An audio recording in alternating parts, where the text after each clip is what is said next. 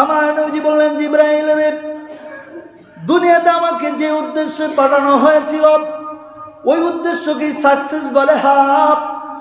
বলে তাইলে যাও, আজরাইলকে পাঠিয়ে দাও, আমি আমার আল্লাহর সাথে আবার দেখা করতে চাই। সুবহানাল্লাহ। বলা হলো, ইয়া রাসূলুল্লাহ। আজরাইলকে পাঠালাম, আজরাইল আসলেন, আমার নবীজির ঘরে সালাম দিয়ে দরজায় দাঁড়িয়ে গেলেন।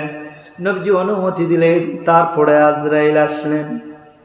এবার আপনারা বলেন, নবীজি যদি বেঁচে থাকতে চাইতেন, পেয়ারা হাবিবের এইখানে বসে বসে তার হুজরা খানায় তিনি জিবরাইলকে নাকচ করে দিলে পারতেন কিনা? আজরাইলকে বলতেন, যাও, গেট থেকে ফিরে যাও, পারতেন কিনা? কিন্তু আমার নবীজি তা করলেন না। আজরাইলকে স্বাগতম জানালেন, শুভেচ্ছা জানালেন।